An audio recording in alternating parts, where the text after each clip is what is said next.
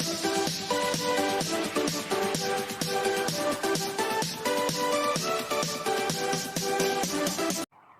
my dear students, welcome to my YouTube channel. In our previous videos, we have covered the chapter list. Based on that chapter, I have compiled some objective type questions from this chapter, that is list. As you know कि from this session, in your board exams, you will get the questions from objective type also. So I have started this series based on your request. So let's start with our first question. List can contain values of these types. Means जब हम list create करते हैं तो उसमें हम कौन कौन सी type की values को include कर सकते हैं. Integers, floats, list and tuple. Let's do this practically. Let's create a list. One value I am having as integer, one value I am having as float, one value I am having as a list type, and one value I am having as a tuple type. ठीक है, तो I am pressing the enter key. It is not showing any error, and when we check the type of this L, so then that is of list type. That means all the options are correct. In our list, we can insert or take the values of integer types, float, list or tuples. List जो हम create करते हैं उसमें हमारी किसी भी type की values हो सकती हैं. And we will do all these questions practically also so that आपके जो concepts हैं वो clear हो जाए. Next question is, which of the following will create an empty list? Now see बेटा, L equals to हमने simple ब्रैकेट्स दी, इसमें कुछ एलिमेंट कुछ नहीं लिखा, that means this is my empty list. उसके बाद मैंने लिखा L equals to list 0. Let me just write it here, L equals to this is my empty list. And how can you say that this is your empty list? You can check the length of list using the length method. If it is returning 0, that means उसमें कोई character नहीं है. ठीक है, तो therefore that list will be of empty list. Next part is L equals to list of 0. Now this will show error. क्योंकि जो मेरा list function है, ये अगर इसमें जो मैं argument pass करूंगी either from string, tuple, वो उसको एक list में convert करेगा. But here we cannot pass the integer value. तो second option आपका incorrect है.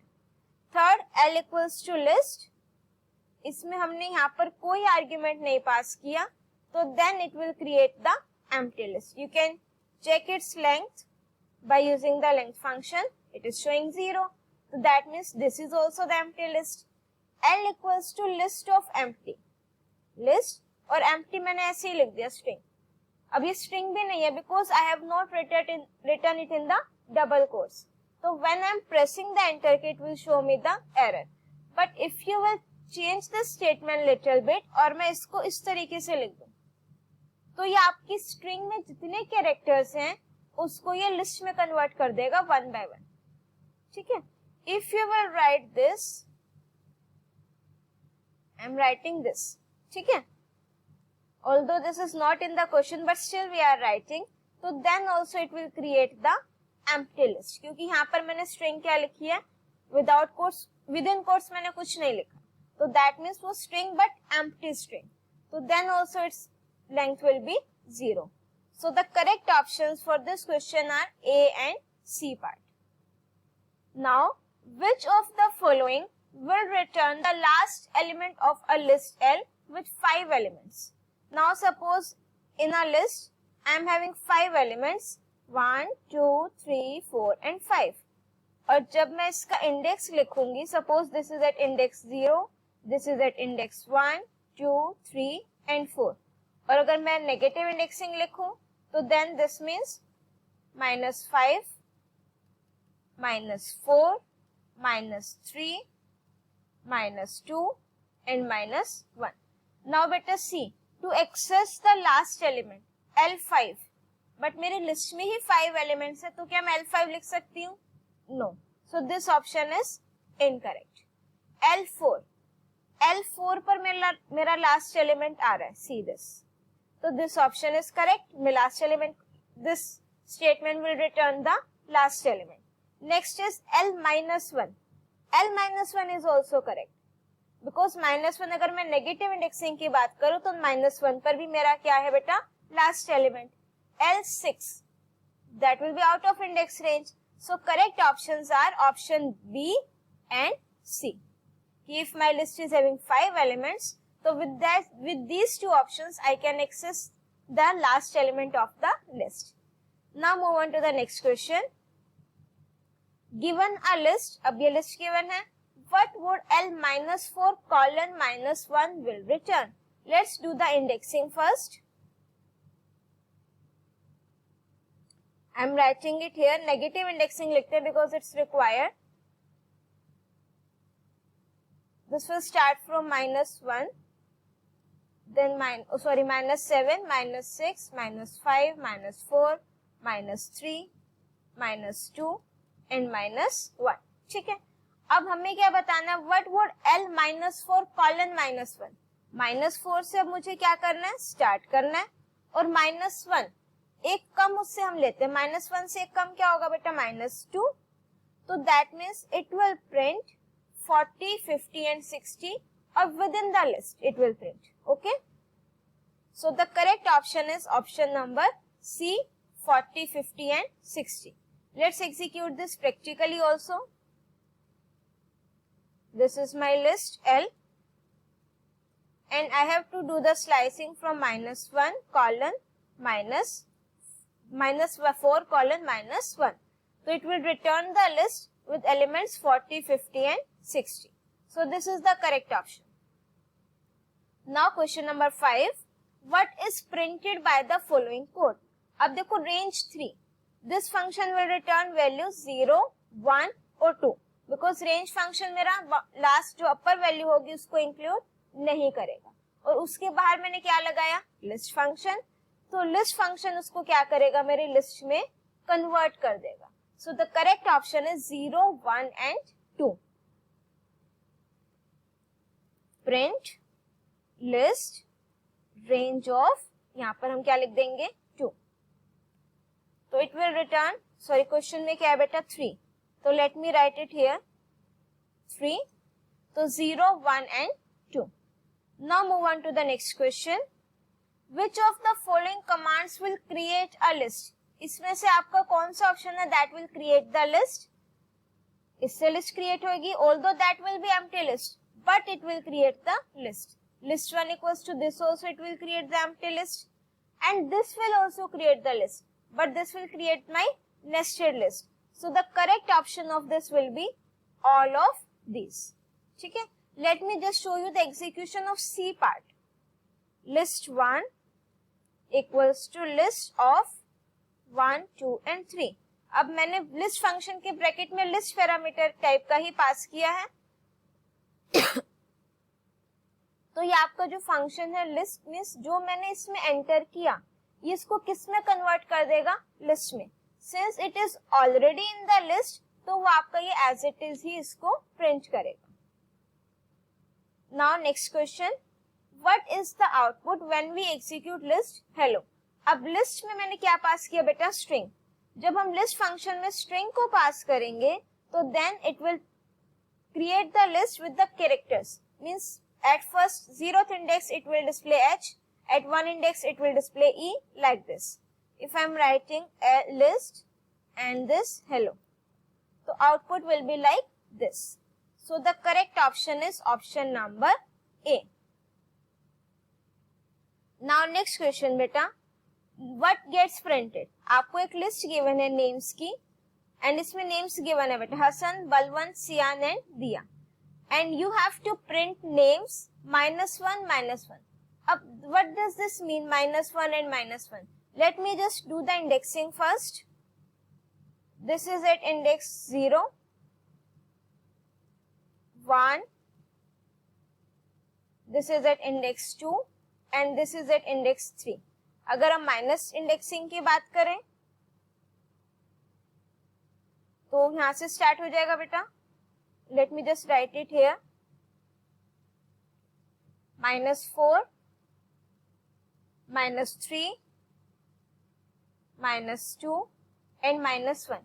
अब क्वेश्चन देखो बेटा, नेम्स -1, दैट मीन्स -1 इंडेक्स पर मेरा क्या है, ये नेम दिया।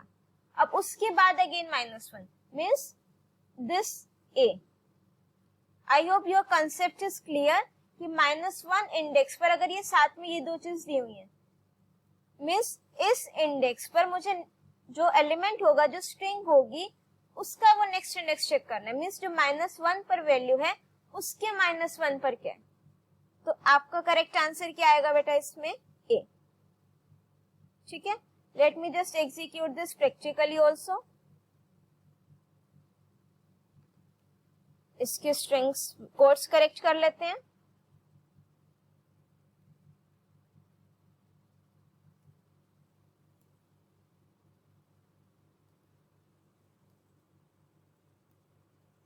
चलो, if I am writing names -1, तो देन इट विल प्रिंट दिया।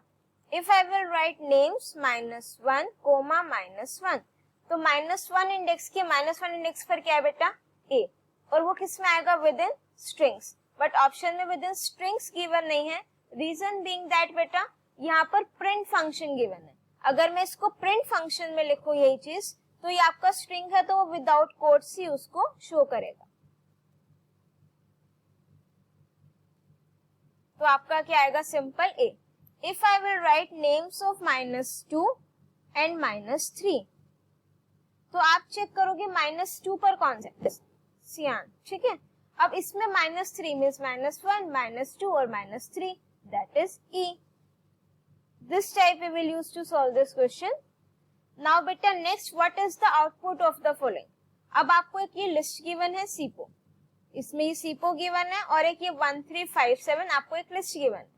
अब a list 01, that means 0th index पर क्या है आपका, सीपो, SIPO, और इसमें first index that means I। उसके बाद नेक्स्ट एलिमेंट क्या प्रिंट होगा, 1 1, ये आपका फर्स्ट इंडेक्स पर है। इसमें फर्स्ट इंडेक्स पर कौन सी वैल्यू है बेटा, 3, तो दैट मीन्स I और 3। अब आप कहोगे मैडम I और 3 तो हमारे पास काफी सारे ऑप्शंस हैं, but we will which option we will select, first option, क्योंकि अगर मैं प्रिंट फंक्शन में कोमा लगाऊंगी तो it will not print this comma in the output. Now next question, which of the following can add only one value to a list? Add function we don't have. Append function is used to add only one value to the list. If we want to add more than one element to the list, then we have to use the extend function. Which of the following function will always return a list? कि मेरा answer भी list की form में आए, max function, min function, sort and sorted. What will be the output? देखो max और min तो आपके, suppose I am taking the list L equals to this, ठीक है। If I will write min of L, it will return the value but not in the form of a list, ठीक है, मेरे integer value है। If I will write max of L, तो then वो maximum value return करेगा। But if I will write sort of L, sorry L dot sort, ठीक है, तो उसने लिस्ट रिटर्न नहीं की मुझे, वो ओरिजिनल लिस्ट को सॉर्ट करेगा, but it will not return the list. But if I will write sorted L, तो then it will return the data in the form of a list. So correct answer is sorted function. This will return the result in the form of a list. Now, which of the following can delete an element from a list if the index of an element is given? Now see better, to delete the elements, either we can use pop function, remove function, del function, or even clear function also. There is a difference between these 3 or 4 functions. I have made a special video also on the list methods, that is also very important. I will provide you the link of that video in my description also. So pop function हम use करेंगे अगर हमें index पता हो. If we will not mention the index, then by default it will delete the last element. So this can be your option. Remove function is used to delete the element. If we know the element but don't know the index of that element, then we use the remove function. With the help of del function also we can delete the element using the index. Let's do this practically. This is my list. if I will write L dot pop 2, that means second index पर जो value है उसने उसको क्या कर दिया, delete. If I will write del of L2, तो अब now see beta, with the help of pop function I have mentioned the index 2, तो it will delete the element at second index 78, वो return भी करके देगा और element को list में से delete कर दिया. If I will not mention the index, so then by default it will delete the last element from the list. And here I am writing del L2. So what it will do? It will delete the element at second index. At second index, what was that? 87. So now it will print 5 or 45. But जो मेरा remove function है, that is used to delete the element.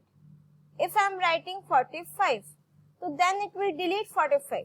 It will delete according to the element, not as that of the index.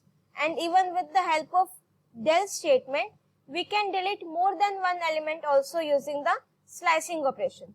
Suppose I have taken this list and I am writing del of L1 colon 3.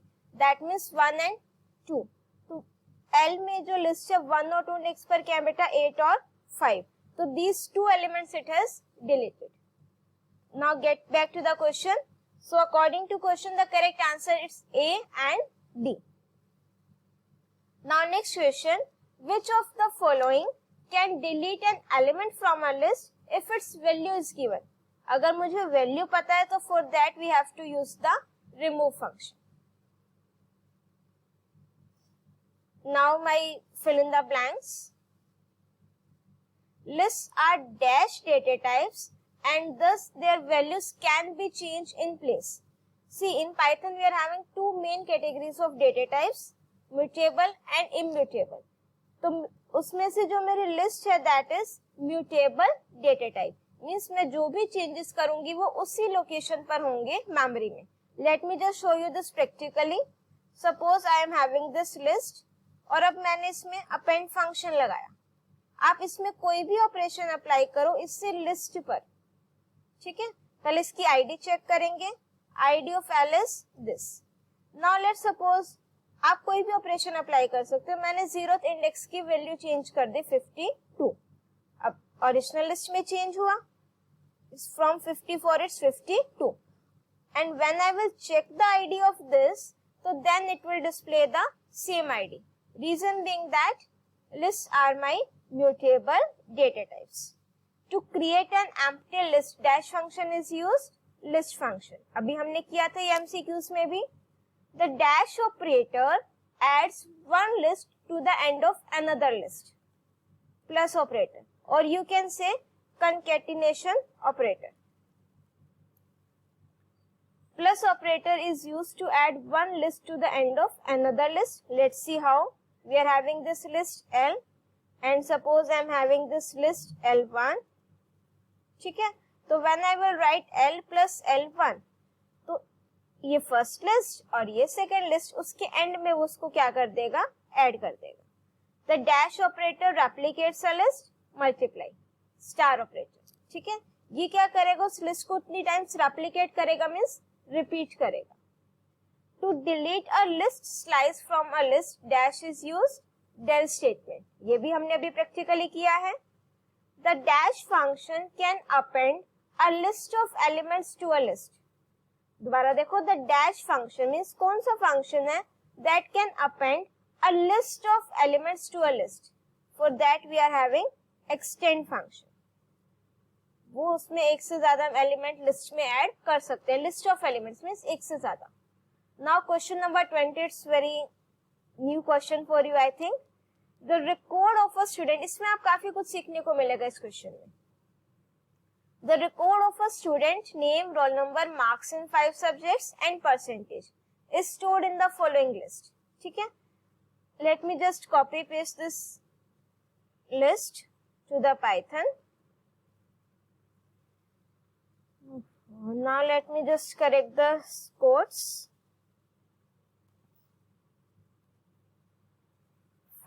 ठीक है. If I will print this list, so that this is my list. Now better write Python statements to retrieve the following information from the ST record. ये student record के name से आपको list given है, and you have to display the percentage of a student. अब percentage किस index पर है बेटा? 0, 1, 2 और 3, और you can simply write -1. So the correct answer is ST record. If I will write 0, 1, 2, 3, third index पर percentage है 78.8, or you can even write S record -1. So then also it will display the percentage of the student.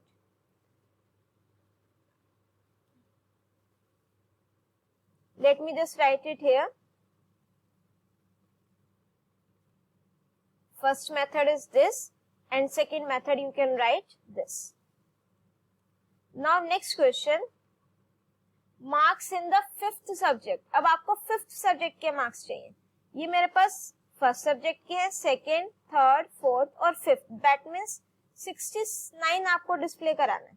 ठीक है, marks का index check करो. ST record 0, 1 और 2 means जो मेरी marks वाली लिस्ट है वो किस इंडेक्स पर है? 2.